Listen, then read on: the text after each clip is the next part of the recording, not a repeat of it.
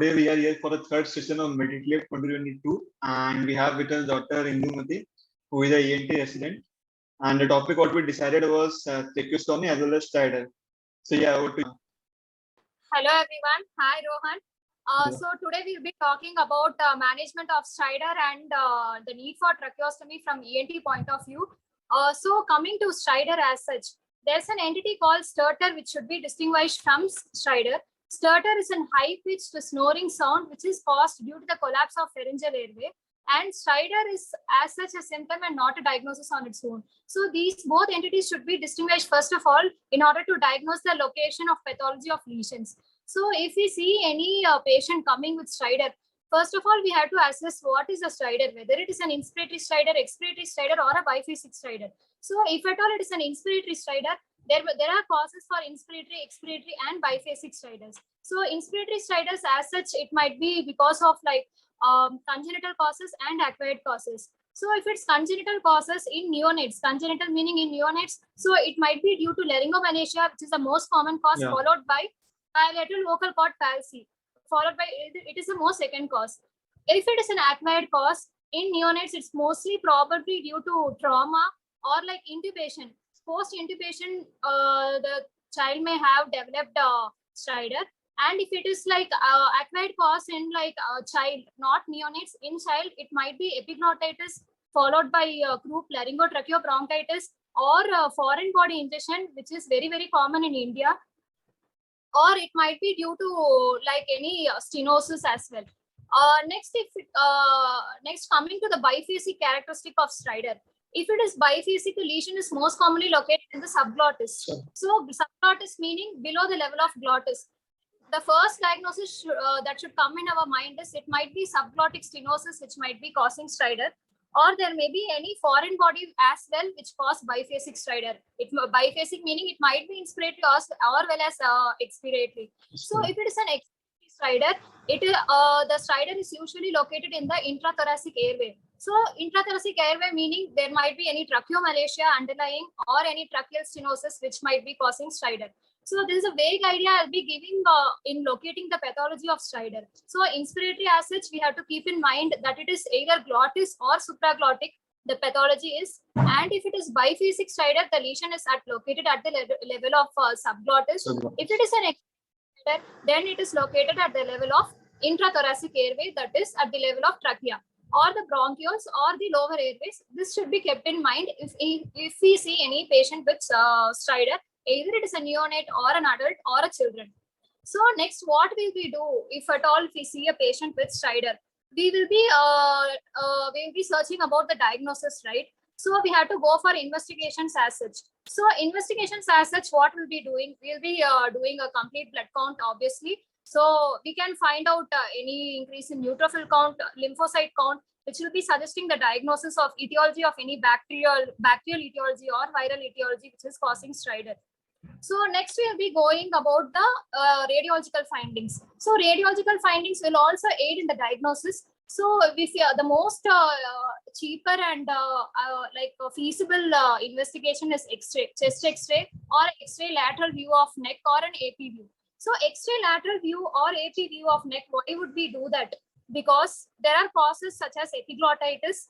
There is a characteristic feature called thumb sign, which is seen in epiglottitis. So that is most characteristic in epiglottitis. Here is the thumb sign we are seeing.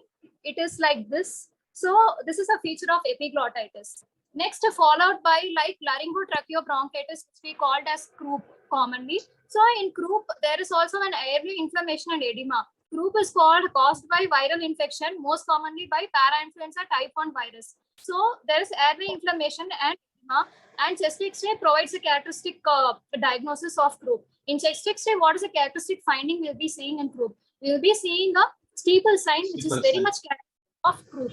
So this is a steeple sign I'm showing here.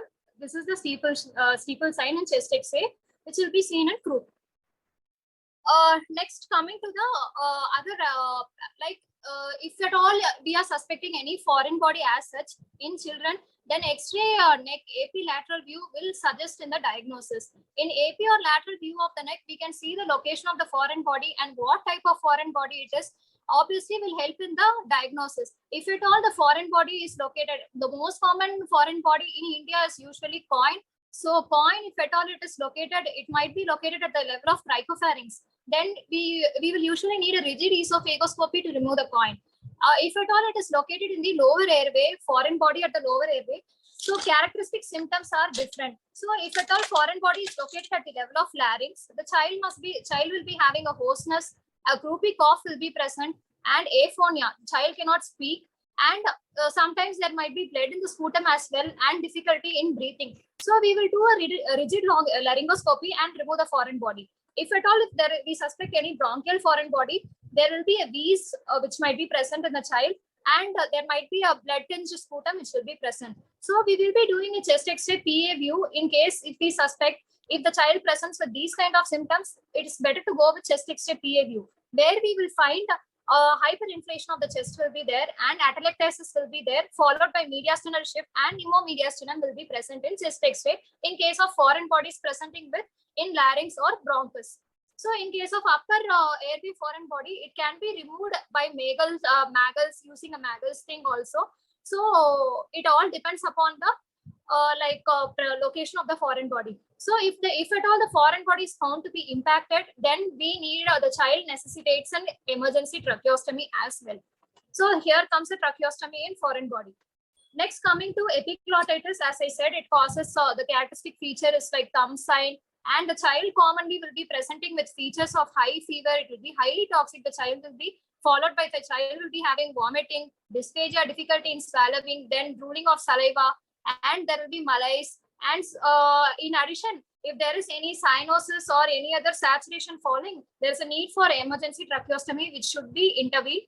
And the most common treatment for epiglottitis is antibiotics, that is cephalosporins can be given for epiglottitis. So coming to laryngotracking of bronchitis, which is commonly called as croup, is caused by parainfluenza virus.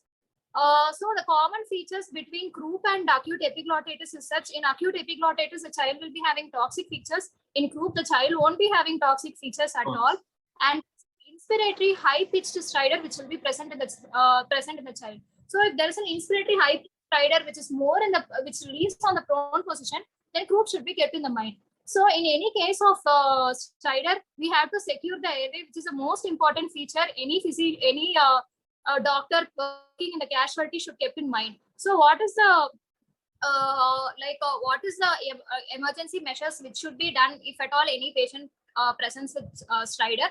So first of all, oxygen should be given, because stridor as such is a narrowing of airway. So the saturation will drop in a patient presenting with stridor. So oxygen should be given by via the oxygen cylinder. So that is the first measure we have to do. Then followed by we have to give nebulizers as such. Then we have to give helium mixture is a new thing which is coming on. Like it will helium and oxygen mixture, which will reduce the tenacious secretions and improve the airway as such. The second most things is the corticosteroids, which will reduce the airway inflammation and swelling, which should be kept in mind in patients coming with stridor. Then we can give epinephrine as such, which is an alpha agonist, so which will help in reducing the airway inflammation. The last priority comes to intubation whenever the child is not symptomatically improving or the adult is not symptomatically improving. Then comes the need for emergency intubation. First of all, oropharyngeal airway should be secured by either using an oropharyngeal airway, then followed by intubation, and then last comes the tracheostomy. So these are the management of stridor in short as such. So coming to adults, in stridor in adults. So stridor in adults is mainly caused by the causes of stridor in adults might be due to any abscesses, neck abscesses. So the most common neck abscesses is Ludwig's angina. So Ludwig's angina, it presents with dysphagia. The patient might be very toxic as well. Patient will be having fever, malaise, and difficulty in swallowing, and a swelling in the neck, which is more prominent, which necessitates tracheostomy. So X-ray lateral view of neck is mandatory in a patient with Ludwig's angina to see whether there is narrowing of airway spaces or as such. So we will do incision drainage first in Ludwig's angina, followed by tracheostomy if needed. Next, the second most common cause in adults is trauma, oral like maxillofacial trauma. There's a need for tracheostomy in those patients who presents with stridor. Then there is a if at all there is tumors of larynx as well, it needs an it needs a permanent tracheostomy. If a child if an adult presents a tumor of larynx, it is called as permanent tracheostomy. So this is the management of Strider as such in detail. Next we go to tracheostomy. We all know what is tracheostomy. So tracheostomy is a hole made in the trachea to improve the ventilation.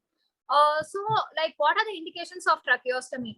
So tracheostomy can be indicated in case of any upper airway obstruction. Upper airway obstruction can be due to many causes. As such, I discussed the airway obstruction in detail in Strider. In addition, there might be causes like tumors of the oral cavity, which might be causing Strider, which necessitates tracheostomy. And in removal of secretions, for example, if there is respiratory failure, there might be difficulty for in case of lower respiratory tract infection and respiratory failure.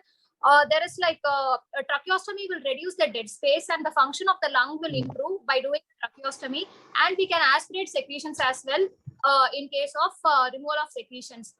Then prolonged ventilation. We know that the trauma road traffic accidents are more common in India. So there are patients who go into coma more frequently, and low GCS patients will be presenting with. So in those patients can do permanent tracheostomies. Patient will be in mechanical ventilation for a long period of time. So tracheostomy can be done in those kind of patients. Next, there are like incoming, if at all we want to take a patient for tracheostomy, proper pre-anesthetic checkup should be done before taking a patient into tracheostomy. So we have to take we have to send complete blood count, then coagulation profile if there is any deranged coagulation profile, because anticoagulants will be used in case of neurosurgery patients or like any patients who underwent trauma. So the proper coagulation profile should be maintained, otherwise, and anticoagulant should be prior 2 days stopped before surgery if we take for tracheostomy. Then coming to tracheostomy procedure. So we'll be using a horizontal or a vertical incision over the skin, then followed by retracting the subcutaneous tissues, then followed by staph muscles, followed by the thyroid isthmus, which is retracted. Then we find the trachea. The tracheostomy tube we usually insert at the level of second and the fourth tracheal rings. At this level, there should be a proper coordination between the anesthetist and the ENT surgeon who is present at the OT, because the intubation, already patient would be intubated. So whenever we are inserting a tracheostomy tube, the intubated tube should be little bit above the level of incision which is made at the trachea, and at that point the surgeon should be inserting the tracheostomy tube. So this is one of the most important features which should be taken care of. Then following tracheostomy, there are complications which can occur. So it might be intraoperative, then like immediate and late complications. So intraoperative complications, which includes like bleeding, which is the most common, and like there might be we can't find a proper tract of inserting the trachea. These are the intraoperative complications. The immediate complications include hemorrhage, air embolism, then local damage to the surrounding tissues.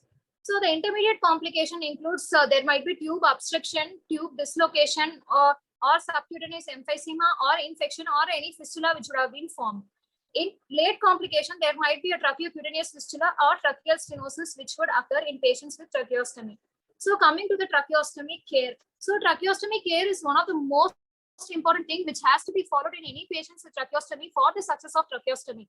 So tracheostomy care includes proper suctioning of the tracheostomy tube every 2 ml, like every 2 hourly, with 4 to 5 ml of dilute sodium bicarbonate. Dilute sodium bicarbonate will reduce the tenacious secretions, and if at all any secretions which are more present also can be removed, it will help in the removal of secretions. Then SpO2 monitoring should be done properly, because if the SpO2 drops, then we have to think about tube blockage or any other tube block we have to think about. So proper SpO2 monitoring should be done in the wards or the ICU setup where the tracheostomy patients are kept. Then daily dressing around the tracheostomy should also be done in case of tracheostomy patients. Following that, the tube which we used might be with the like cuffed or non-cuffed. So if at all it is cuffed tube, cuffed tube will always help to prevent aspiration and reduce the secretions in tracheostomy patients. So if at all it is a cuffed tube, then we have to deflate the cuff at least for 5 minutes to release all the secretions. So deflation and inflation should be taught properly to the nursing staff, and proper suctioning also should be taught to the nursing staff. Then coming to the tube change. Tube change is usually done at the 7th post-operative day of tracheostomy. It will be better to change every weekly. And if at all the patient wants to go home, then it's better to change the tube to metallic tube. And because metallic tube has an inner tube, if at all there is any blocked secretions, the secretions can be removed and washed as well.